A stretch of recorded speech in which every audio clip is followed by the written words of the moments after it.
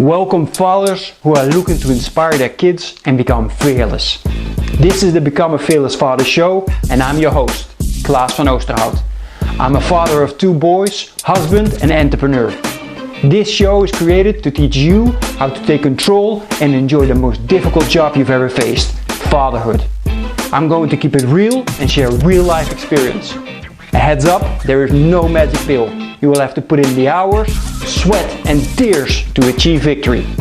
Are you ready to improve your health, wealth, relationships, knowledge and become the hero your family needs you to be? I know you are. So get your pen and paper ready and let's become fearless fathers together. Welcome everybody. I am so happy. More reasons than just one, but I have been looking forward since the moment I booked this live interview. I was like jumping for joy because I have been following this guy for a little bit and checking out his messages, and I just really want to pick Andy's brain to know, what does he do for his energy, for example, and to achieve all the success that he's having. It's absolutely insane. So Andy, man, before we start with all my questions, first let's start off, man. What's your background story? Oh, background story. Everybody has a story, right? And we've all made so many changes over our life, and so it's hard to even know where to go. But I grew up in, a middle class household in Orlando, Florida, where I live now in the United States. And my parents were divorced, but both very loving, and I split time between both households and had great parents that are still around today. I went to, my parents were teachers, they were educators. And so there was a big focus on education and academics in my house. That was the most important thing, was to get good grades and go to college. And I felt a lot of pressure on that, but I pulled it off. I got into the school I wanted to go to, which was the University of Florida, and had an academic scholarship and all of that. Around that time, I discovered the idea of, or right after I graduated, and by the way, while I was in school, I met my wife, Courtney.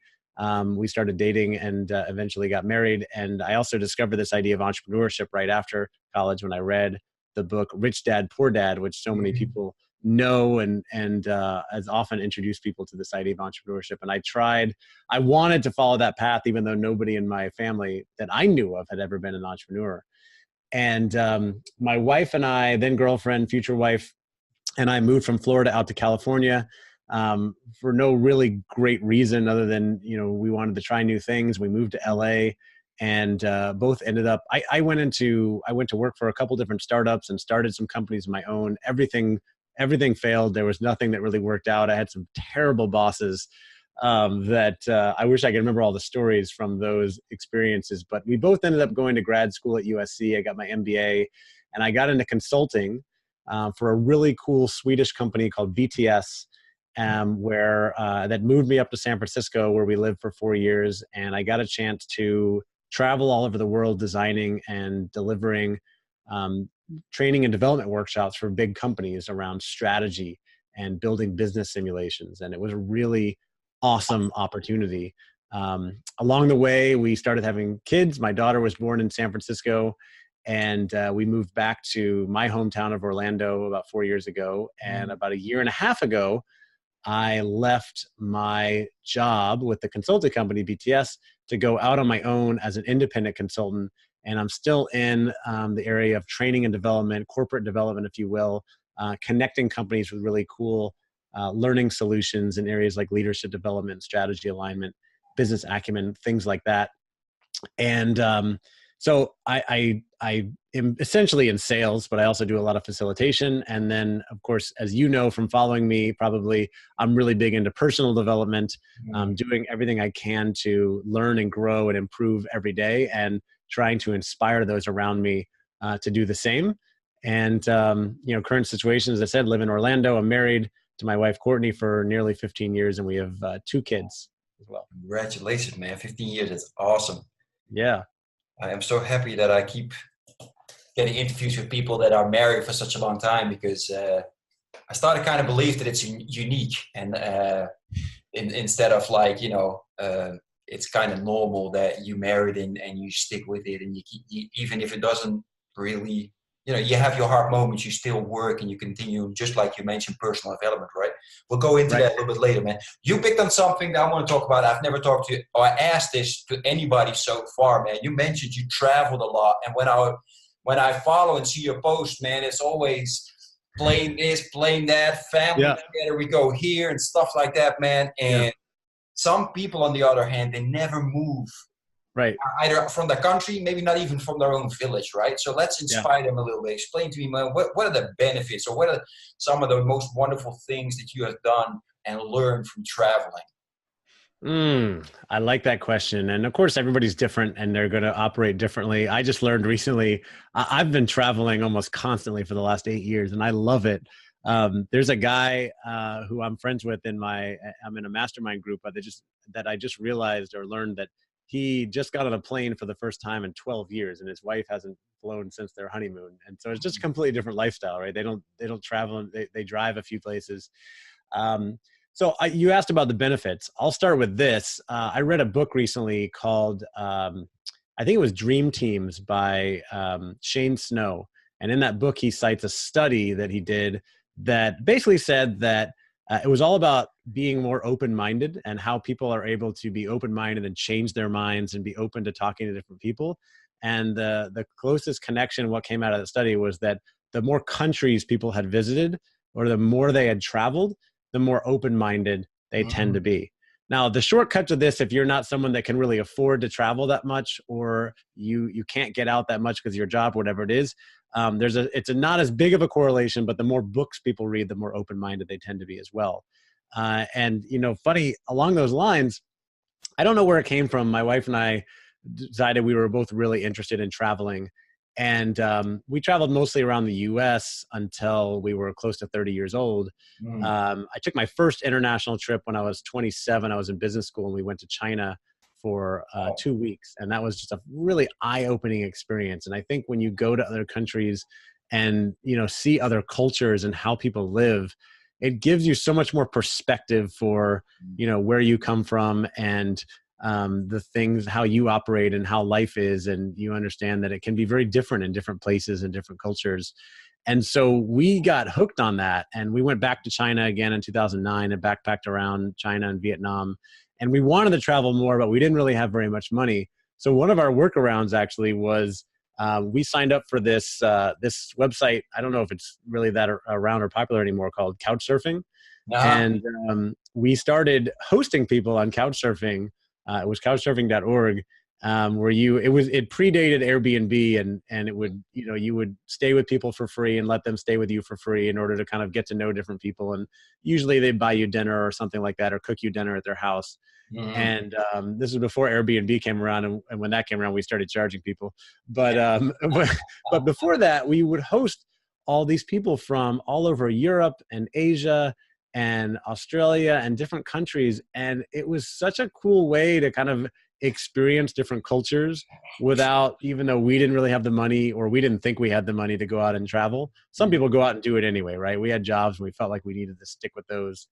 But it was a great way to connect with a lot of people and learn about different cultures, and people would cook for us. And we ended up getting featured in the New Yorker magazine because we hosted a writer who was writing a story about it, and she stayed on our couch in San Francisco one time, which was pretty funny. But we started traveling more, and I got really lucky that I got this consulting job with BTS because I did start traveling all over the country. And also, I think I took my first trip to Europe when I was 30, and now in the last 8 years, I've probably traveled to Europe 30 times. And of course, you live there, so you know more about it than I do. But and just every time I go, I see new things, and it opens my eyes to different cultures, different ways of life. And I think it just makes you more open-minded and more cultured, and you can more easily have conversations with different people. And for me, my life, one of the biggest drivers for me in life is learning and growth. I want to always be learning and growing, and visiting different places is another way. Again, you can sit at home and read books, and there's nothing wrong with that. And that's a great way to learn about the world if you have limitations. But getting out there and seeing things is so eye-opening, so wonderful. And I want to keep doing that and do more of that. And I want to do that with my kids as well, because I think it's a great way to learn and become more open-minded and see the world. Absolutely, man. I'm so glad I asked you this question. I totally agree, but it always sounds weird now if I just start saying that. So I really appreciate you sharing that, man. China, dude, for the first time going abroad and then going to China, that must have been a culture shock, because I remember, and I before we went to China, so my wife and I, before we decided like we're going to move in together, we decided we go on a vacation. And we went to China for our vacation to see how we get along together in a different culture. Interesting. And China was still a culture shock for me, even though I studied already in the US and I traveled all over Europe. Man, we went into the outskirts of China, and it's very different, right? I mean, culturally, especially because of the Cultural Revolution and socialism and the way people, kind of grew up there, especially the older generation, that what they grew up in, they have different manners, different mannerisms, different levels, the way they respect other people's space. I mean, you get on buses and everybody's playing loud music and smoking cigarettes right next to you, and you're like, dude, what is going on? yeah. And I always think it's funny too that people they haven't really traveled to Asia. Have you been to Japan as well? No, not yet. It's on the list. So I've been to Japan a couple times. It's my favorite country to visit. It's beautiful. People are so nice and they're so rule abiding, similar to like Germany, if you will.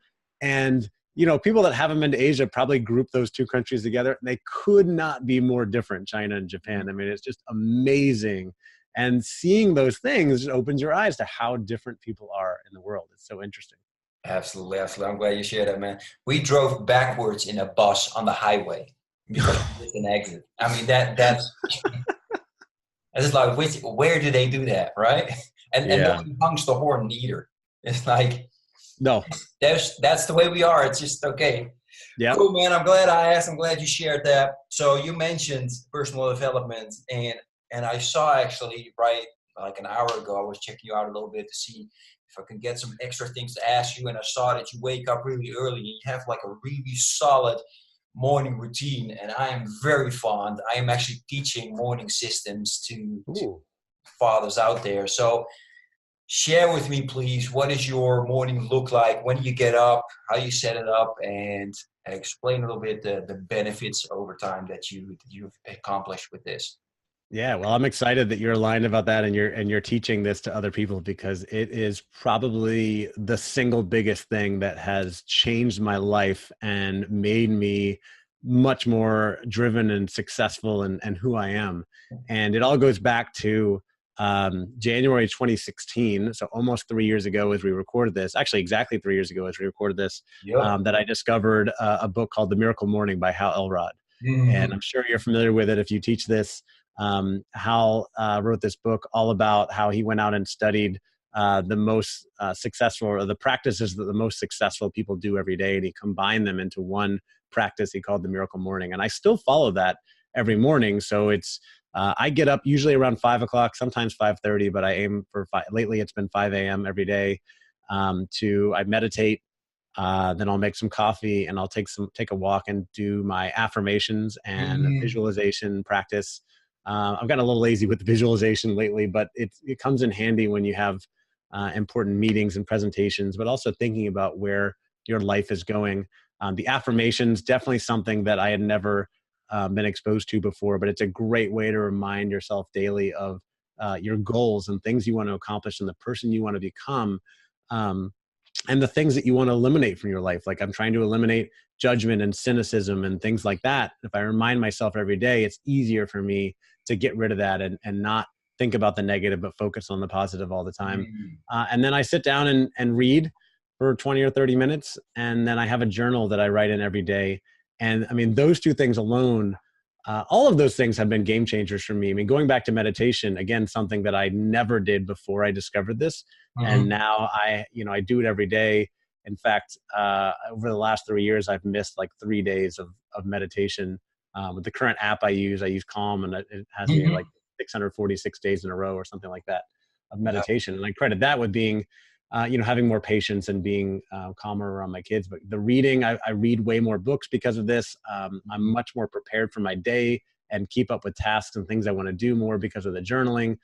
And I just feel like I've gotten a lot done already. You know, I'm achieving a lot of things because I get up and I'm very intentional with my day versus being reactionary, like so many people are, right? Getting up, looking at the phone, immediately reacting to texts and emails and that sort of thing. And I try to avoid doing that very much until I've completed this whole thing. And also, you know, the 5 o'clock, you can get up whenever you want, but the idea is for me, at least try to do a couple hours before I need to be doing other things. And typically my kids get up around 7. So if I get up at 5, that's 2 hours that I have to myself to do all these things. And then when my kids get up, I'm not rushing around. I'm fully prepared to be present with them while we eat breakfast and get ready to go to school. Nice, man. Yeah, I love that you mentioned the last thing. It's like you're ready for your kids to wake up, right? I mean, there's so many dads out there that either get waken up by their kids or they just wake up and they wake up their kids, which means that you're groggy. While now your kids wake up and they see their father just freaking, you know, ready, energetic, big smile on his face, positive, and that must give them a really good feeling too, which I think is one of the most important things, and I enjoy doing that. Well, and sometimes they get up and they see me working on the computer or something, but a lot of other times they get up and they see me reading a book or writing in my journal. They know that's a regular practice. Sundays I get up a little bit later, and sometimes we're close to the same time, and they see me meditating as well. And I try to get them involved in that. They're not too interested yet, but the fact is they see me doing these things, and so I know that will have an influence on them and their own lives as well. Exactly. That's great. You see, you already answered it, but I was wondering if you are trying to form somewhat of a morning routine with your kids as well. Hey, sorry for the interruption. I know you're really enjoying the show. Just want to make sure if you're liking this information, please subscribe and press the like button. And also go visit becomeafearlessfather.com. You get the opportunity to share your biggest challenge at the moment as a father, and it gives me the opportunity to try and help you overcome this. Thanks, and enjoy the rest of the show. And because how old are your kids? You got a son and a daughter, right? Yeah, I have a daughter and a son. They're just about to turn 5 and 3 next month. And I wouldn't say we have that much of a morning routine around this type of stuff yet. I know I could do more there. We could be doing, I know some parents that do, you know, art and creative stuff in the morning and start into affirmations and things. I've tried a little bit of meditation with them.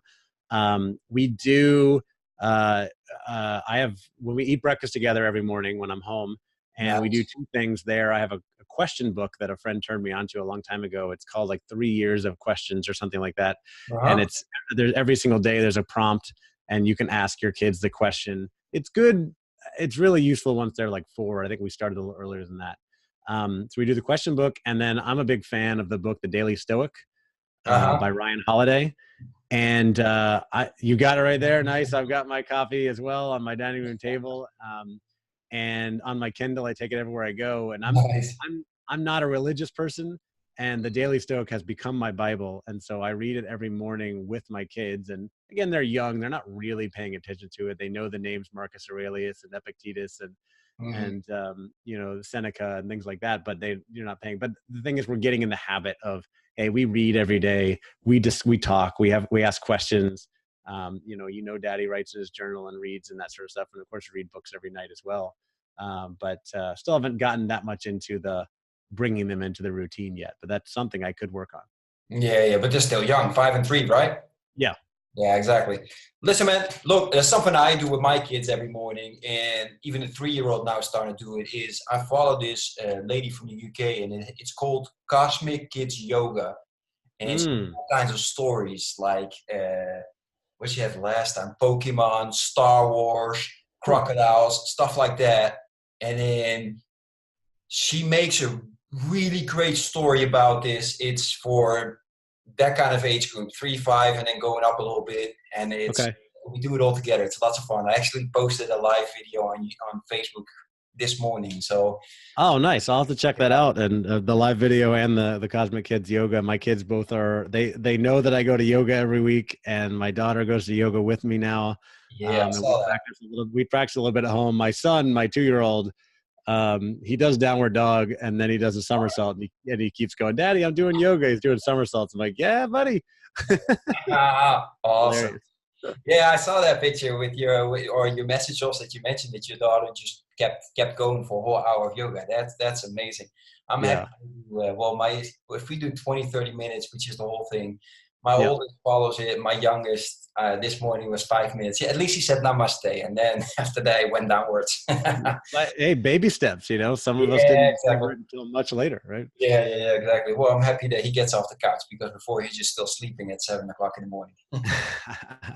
Hey, listen, man. You do a lot of workouts. I mean, I saw you mention that you did a workout. The gym was closed. You still worked out. Can what kind of things do you do for your health and your energy, and what kind of systems you got up for your setup so you make sure, because you travel, you got two young Yeah. kids, business, etc., to make sure that your energy is just on top of its game. Yeah, people comment on my energy a lot, and I think naturally I bring a lot of energy to situations, but I'm also doing a lot, right? To your point, like I'm running a business, I've got a family, I host 2 podcasts, I'm doing a lot of stuff on social media, and I want to have a lot of energy all day Mhm. long. And so there are some critical components that go into that. Number one is, I think probably the biggest component is getting enough sleep, right? There's nothing that can really replace that. At least 6 hours. I target, between 7 and 8 most nights. So I try to get in bed by 9 or so if I'm getting up at Mm. 5. A lot of people are staying up watching TV, doing things that are causing them to disrupt their sleep. And so I think there's a lot that can be said there. Number two is a healthy diet. So important to be eating healthy, and we're trying to do that all the time. And it's not that we don't eat some junk on the weekends and things like that, but typically protein and vegetables for dinner every night, and I have a smoothie for lunch every day. Just trying to eat healthy as possible. And then meditation, I mentioned, really important for, I think, brain health and mental energy. And then I've always been big into fitness since I was in school.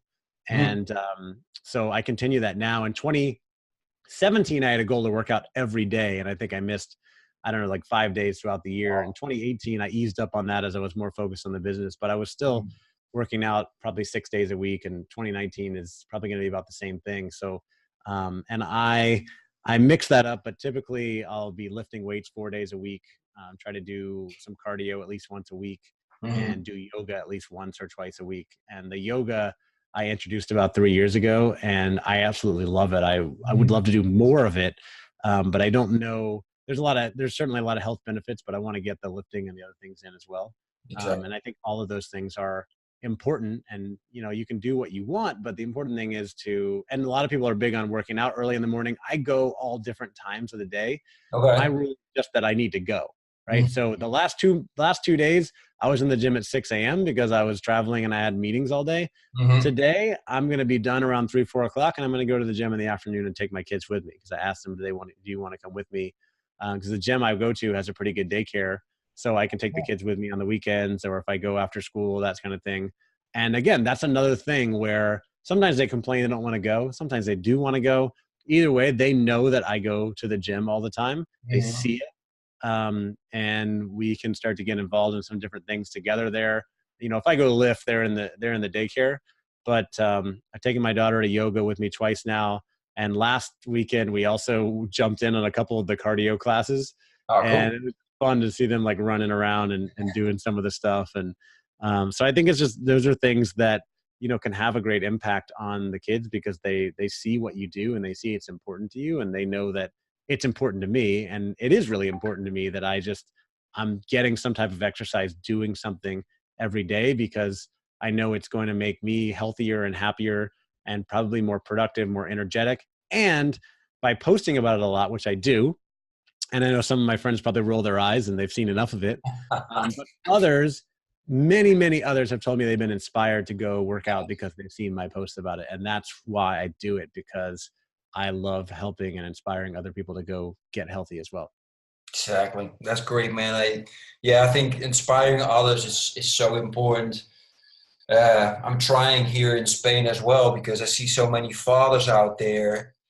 If at all they go with their kids to something and they're in the playground, for example, they just sit there and they just got their phone, right, and then Yeah. just rolling, and then they see me going, Yeah. ah, back, whoop, and I'm like, man, and then later you're going to complain that your kids are all grown and they don't listen to you anymore. It's like, Right. and they're on the phone all day. It's like, what do you expect? I mean, you know, and then they see your kids, right? And they're like, man, but they go to the gym. Yeah, of course. That's what he showed him. He was their hero, just like you are your kid's hero. But right.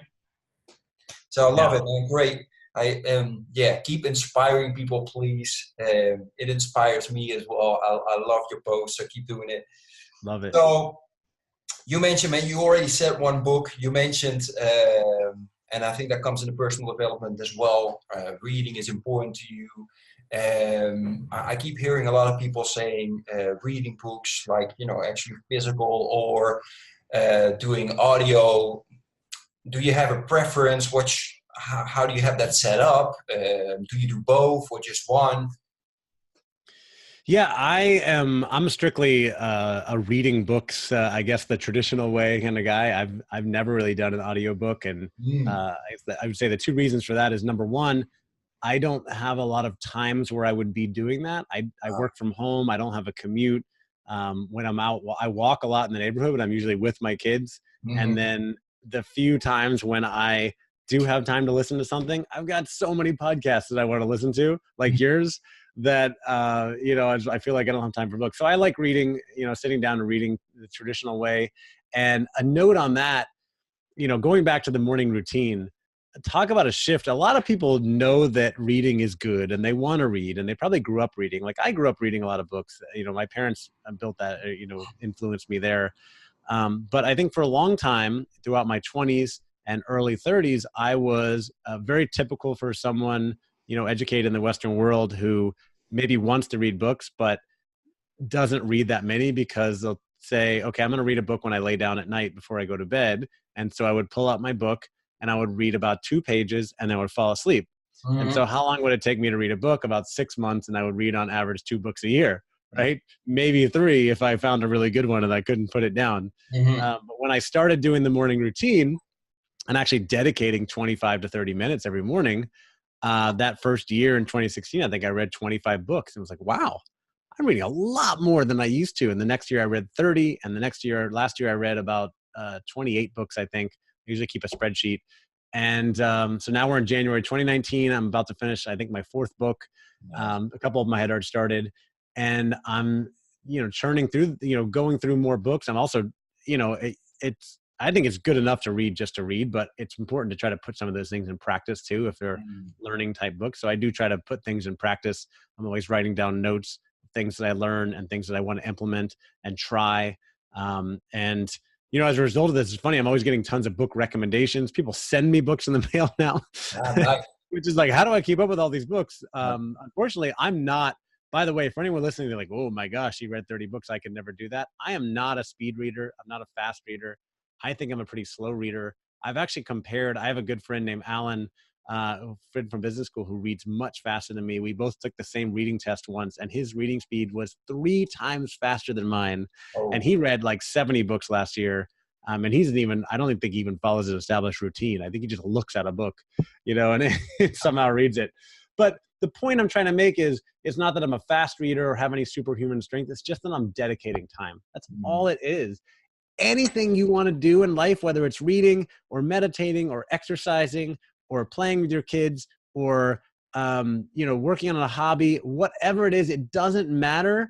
The most important thing is dedicating the time. People make excuses so often about, oh, I don't have time for this. I wish I could read more, but I don't have time. I wish I could work out like you do, but I don't have time. I wish that I, you know, could get into meditation, but I don't have time, which is such complete bullshit. You know it as well as I do, right? You're smiling, you're nodding.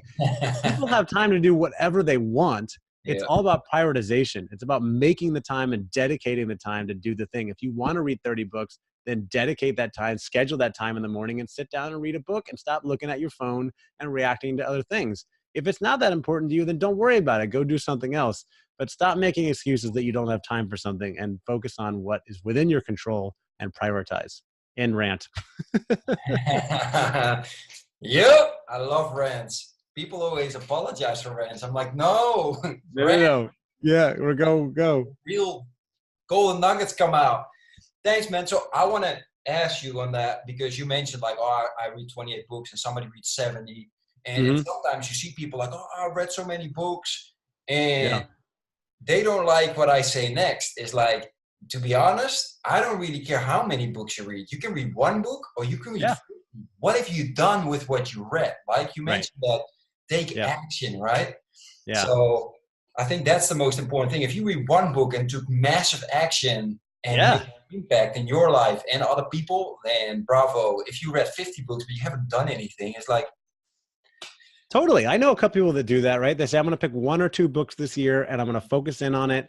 I'm going to read it 2, 3, 4 times. I'm going to take tons of notes and I'm going to implement everything from that book. If you do, that's fantastic because you're learning and growing and making changes. It doesn't matter that you read 1 and I read 25, that there's no prize at the end of the day for most books read. If there is going to be a prize, it should be for the person that grows the most and gets the absolute most out of life and lives, up to their potential. So whatever helps you do that. For me, I actually, on that note, I had set an intention at the beginning of 2018 that I would read less books and focus more on implementation, but I couldn't help myself because I get so many recommendations and I come across so many books that I'm like, oh, I want to read that. I want to read that. And so I couldn't stop. I'm like addicted to, reading more books and discovering. And so I actually could probably benefit from slowing down sometimes. But for me, I guess it's a trade-off between, do you want to get and implement, slow down and get 5, key nuggets out of a book, or go faster and maybe get 1 to 2 out of each book, but read more books. Either way, I think at the end of the day, you probably get the same amount. It's a matter of how you spend your time. Exactly. No, absolutely true.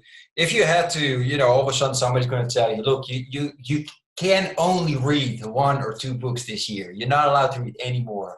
Which book or 2 books would be on it, like they pop in your head right now? You'd say, I would read those 2 books. I had to pick 1 or 2 books. That's all I could read, this year.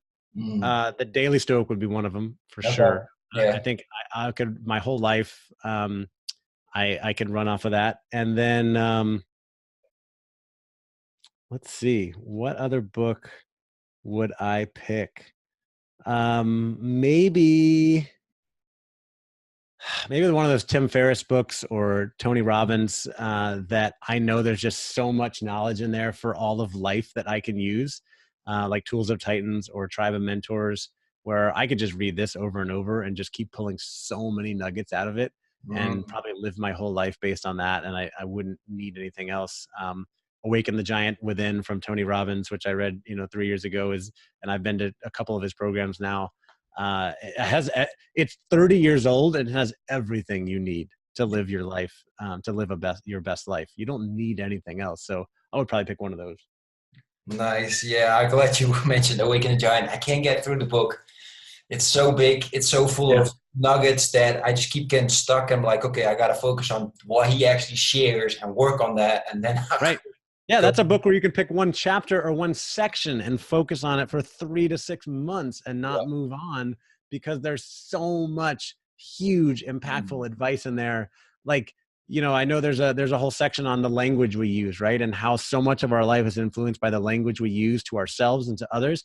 You could spend the next 6 months just focused on, I'm going to make sure that I only use positive, affirmative language around myself, around others, to influence my life. And that's the biggest change I'm going to make. And you'll probably improve your life 10x just focusing on that without even implementing the other things. And then you can start working on, okay, well, how do I control my emotions and the way I react to things? How do I eliminate judgment and cynicism and all these things? How do I focus on goals and take massive action towards stuff? There's so many things you can pull out of that, and that you could spend time working on the individual things. It's all going to be beneficial. Absolutely. Absolutely.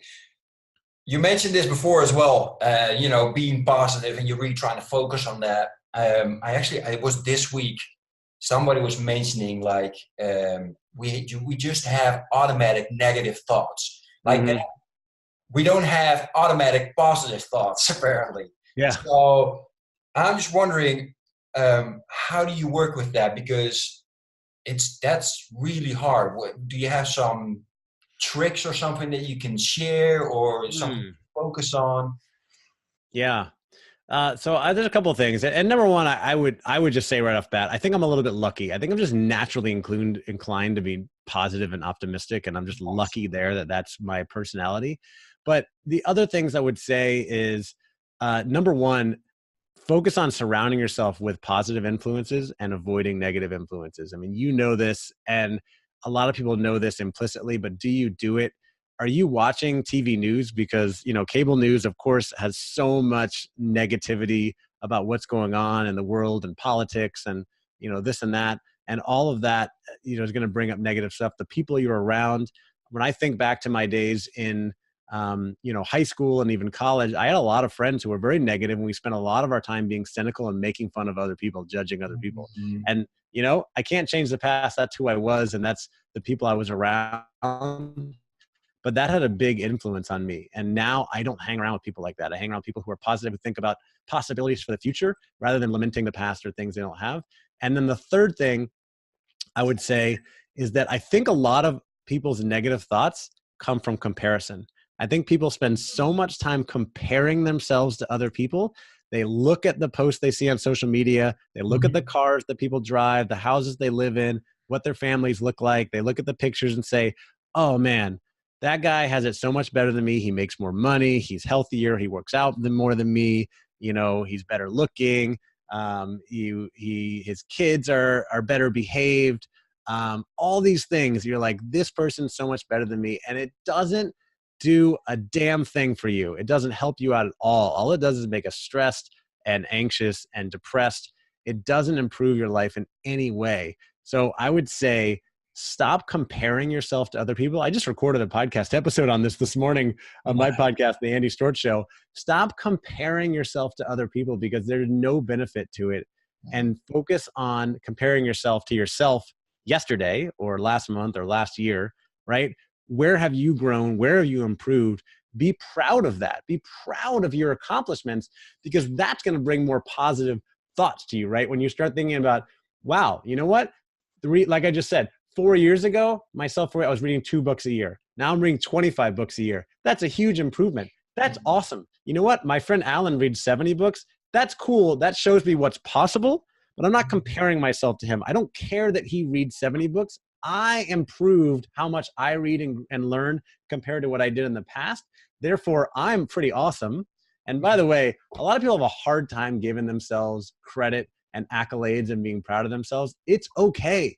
Be proud of yourself. You've gotten to where you are now. You should be happy with that.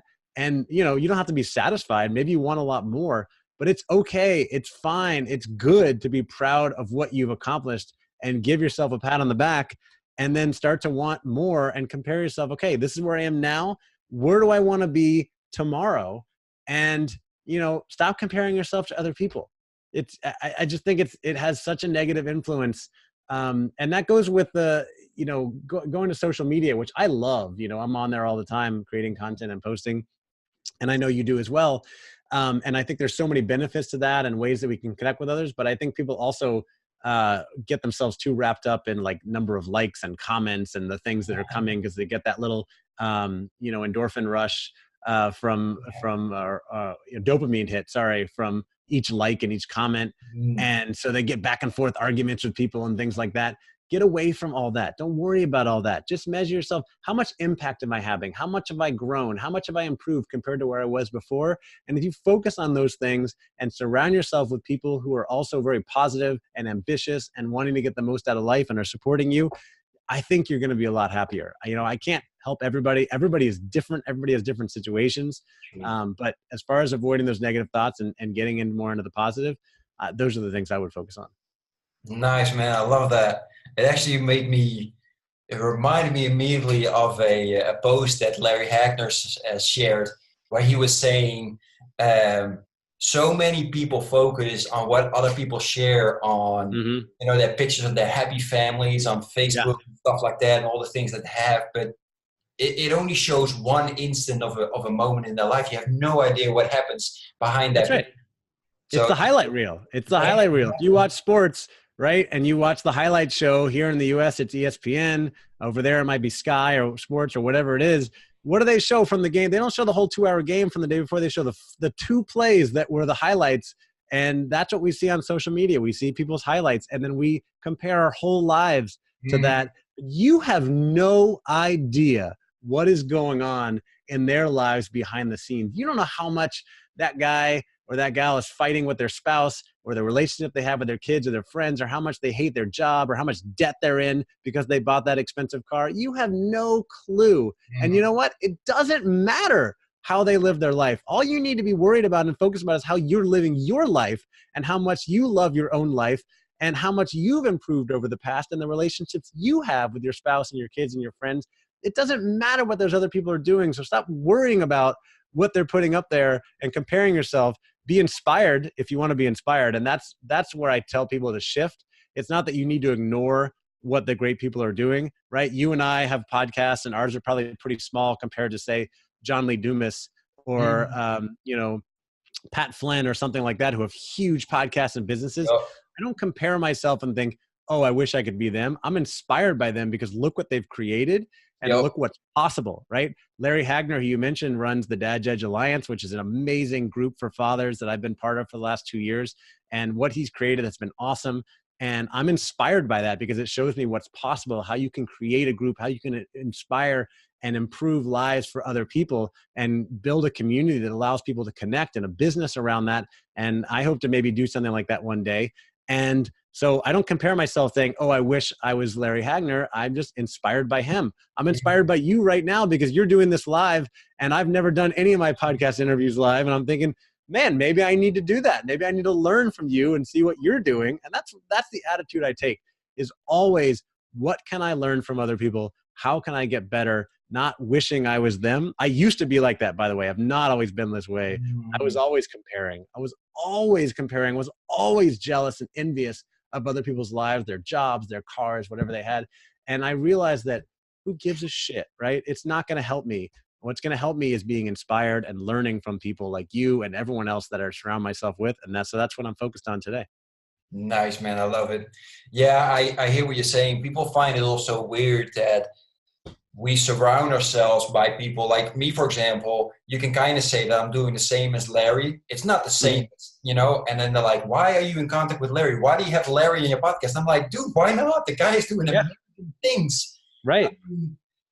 I hope to be as big as him one day, but different, even if we're in the same sector. We're just different people, and there's so much abundance in this world. It's a huge abundance, right? And that's the abundance mindset. That you could go down a whole thing on that, because that's going to serve you well as you keep going, right? That, I mean, do you need to compete? How many fathers are out there that want to improve their lives? I mean, I'm one, and I'm in multiple groups. I like following you. I like following Larry Hagner.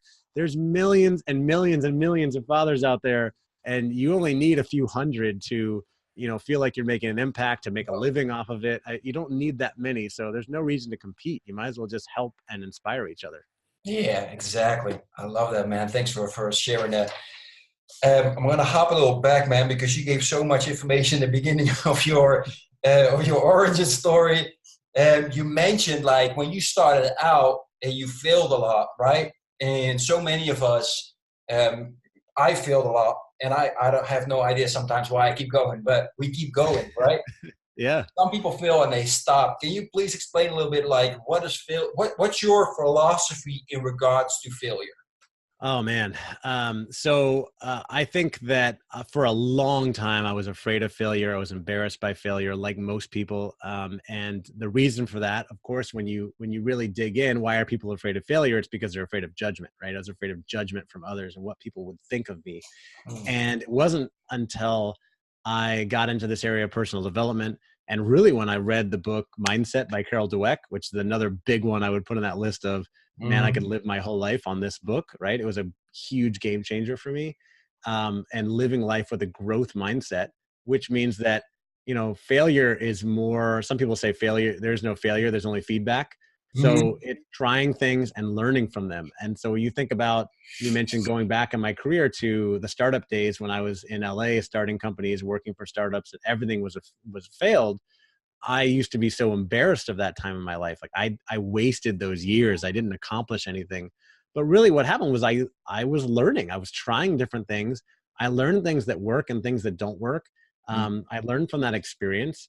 And all of the things that I did in my career and my life are part of my journey up to this point, are things that I can learn from. And so that's why I think that embracing failure is one of the big things that allows me to move so much faster than other people now, because I'm willing to try different things and not worry as much about what's going to happen.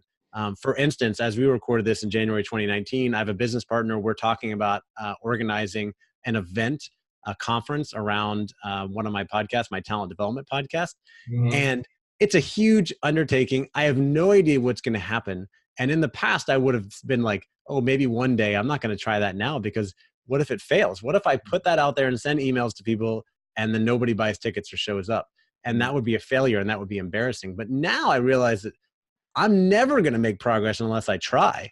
And failure now, I think a failure really only is not trying. If I try to organize it and people don't buy a ticket and they don't come, then that's feedback. That's information that either I didn't describe the value enough, or it's not the right opportunity, or it's not the right time or something. And hopefully I can learn from it, and maybe it doesn't work out, and then I organize something else later.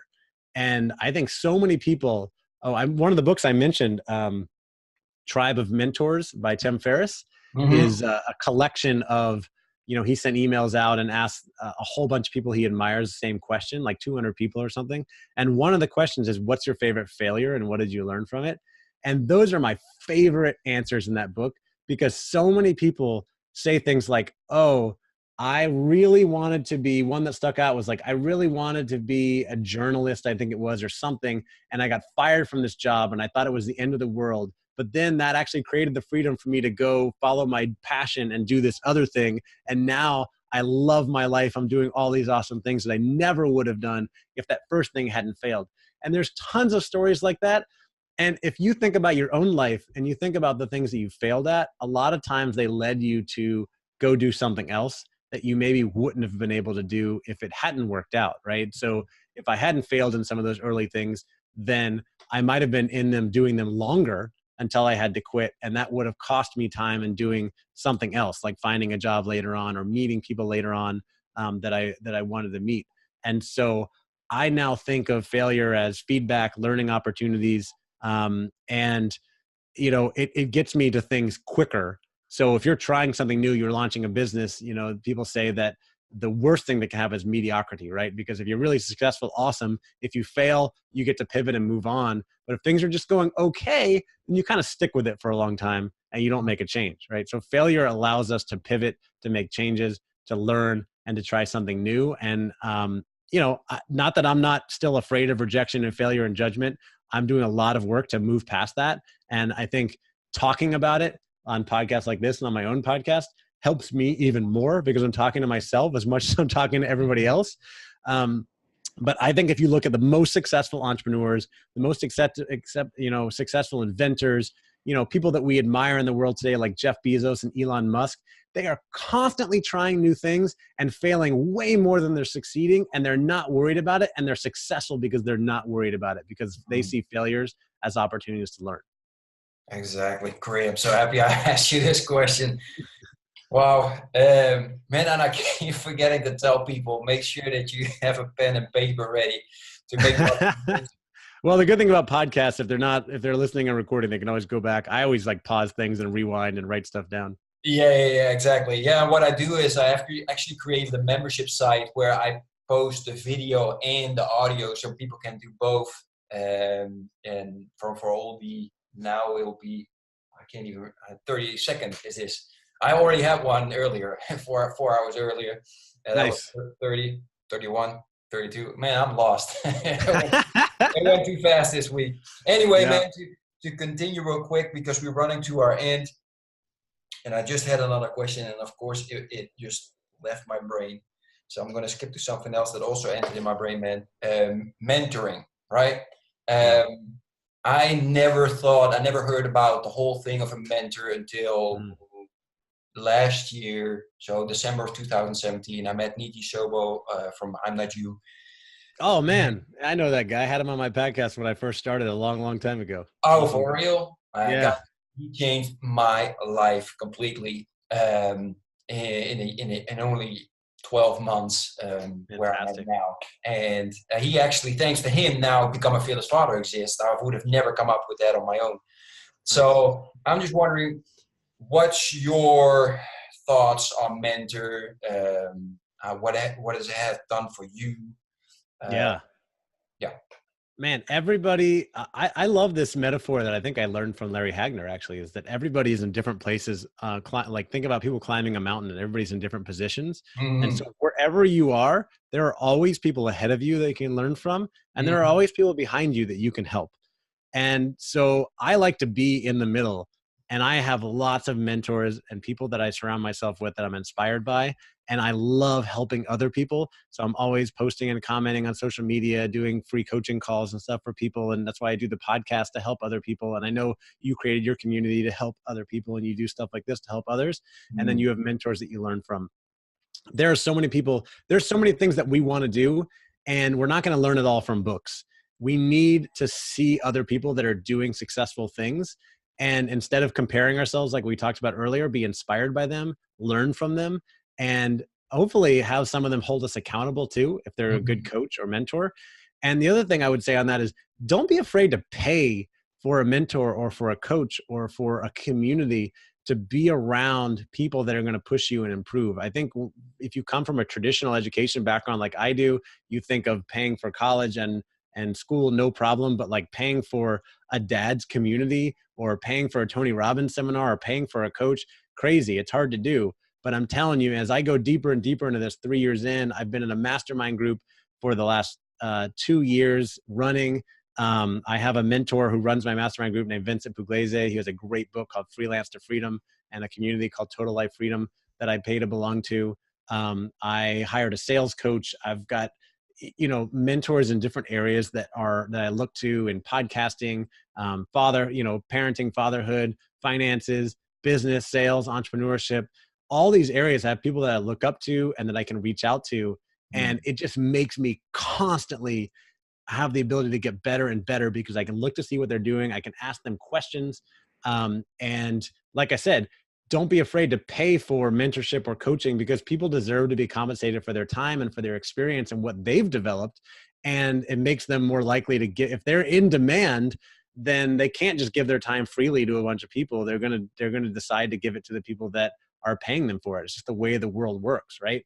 And so as I do more and more of that, I'm finding more mentors who are willing to give me time and great advice. And that's another big game changer that has allowed me to continue to grow and improve and get better in so many areas of my life, because I have such great mentors and coaches, and because of these groups that I belong to, that I pay money to belong to, that allows me to surround myself with really great people who are doing awesome stuff. Awesome, man. Yeah, cause that ties again into what you mentioned earlier. Your environment is so important. Yeah, I like it. Man, I'm loving it. We're getting to an end. I love your passion. You can really tell that you want to inspire people, especially certain subjects. I saw you, and I wanted to mention that earlier. You see you coming up and closer to the mic, and I love that. I get excited, man. I get excited. I'm so. Yeah. How did we already get through an hour? I don't understand. It went so fast. Right. All right. See, I got to shout out again to Niji Sowa, because he's the one that taught me this. Just doing these live interviews. I did one with him, and I was absolutely not happy because I used to write out all the questions. Yeah. So now you have to make it more conversational. I was reading what I had to say next, and I wasn't connecting with the people that I was interviewing. Now this is much better. I feel the connection with you, my friend. Right. Thank you, man. I appreciate that. And I'm going to tell that to Niji again when I talk to him. I might just hop on a call with him real quick right now. Nice. So I really appreciate it. I am 100% positive anybody that's watching right now, or anybody that's going to watch the replay of this, man, they want to watch you. They want to see you, at least when they're like me, like really energetic and passionate people. They connect with you for sure. How can we stay in touch with you? How can we follow you? Just give us the option. Yeah, the best way is on social media. So I'm really active on LinkedIn for those of you in the professional business corporate community, because I'm in B2B sales, so I spend a lot of my time there. So Andy Storch, Storch. You can look me up on there. I'm pretty active on Instagram and Facebook as well. same name, Andy Storch. I think on Instagram, Andy_Storch.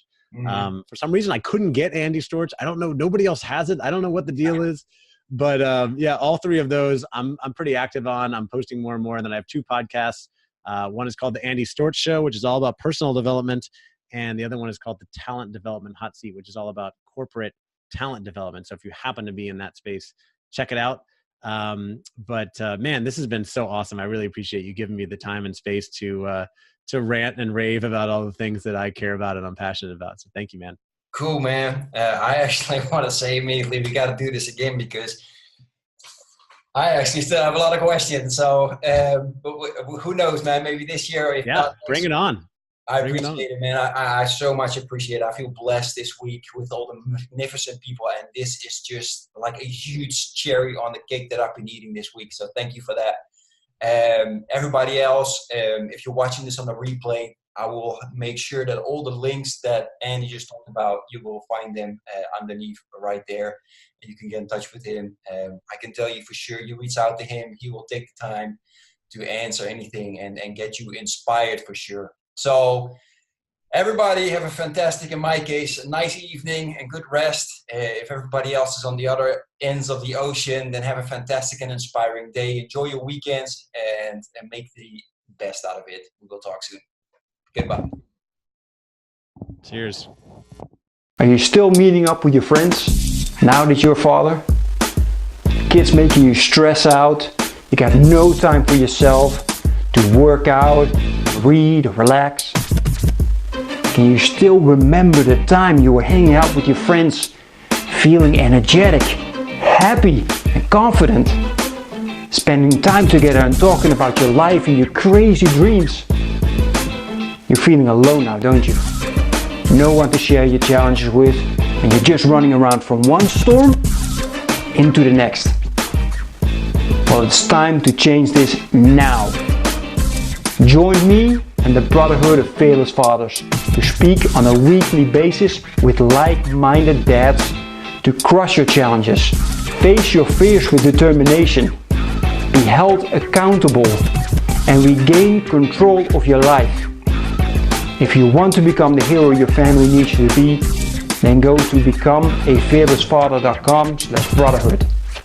I'm looking forward to seeing you on one of our next calls.